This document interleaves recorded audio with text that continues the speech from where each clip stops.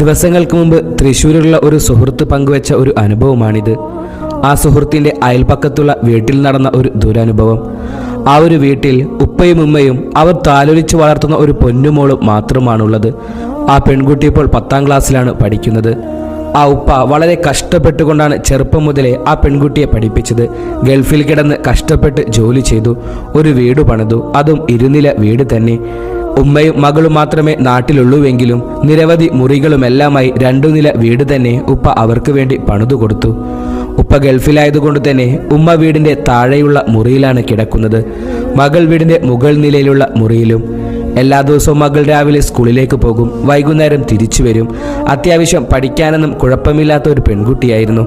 അന്നേരമാണ് 8ാം ക്ലാസ്സിൽ പഠിക്കുമ്പോൾ തന്നെ ഉപ്പ തൻ്റെ മകൾക്ക് വേണ്ടി ഒരു മൊബൈൽ ഫോൺ കൊടുത്തയക്കുകയും ചെയ്തു. പ്രത്യേകിച്ച് ആ കോവിഡിൻ്റെ സമയത്താണ് മകൾക്ക് ഓൺലൈൻ ക്ലാസ്സെല്ലാം ആരംഭിക്കുന്നത്. സ്വന്തമായി മകൾക്കൊരു ഫോൺ വേണമെന്ന ഒരു ആശയം ഉണ്ടാകുന്നതും അപ്പോഴായിരുന്നു. അങ്ങനെ ഉപ്പ തൻ്റെ കഷ്ടപ്പെട്ടുണ്ടാക്കിയ പണം കൊണ്ട് ഒരു മൊബൈൽ ഫോൺ വാങ്ങി സുഹൃത്തിൻ്റെ കയ്യിൽ മകൾക്ക് നാട്ടിലേക്ക് കൊടുത്തയക്കുകയും ചെയ്തു. എന്നാൽ മകൾക്ക് പഠിക്കാനായി കൊടുത്ത ആ ഒരു മൊബൈൽ ഫോൺ മകളുടെ ഭാവിയെ തന്നെ തകർക്കുമെന്ന് ആ പിതാവോ മാതാവോ കരുതി കാണില്ല.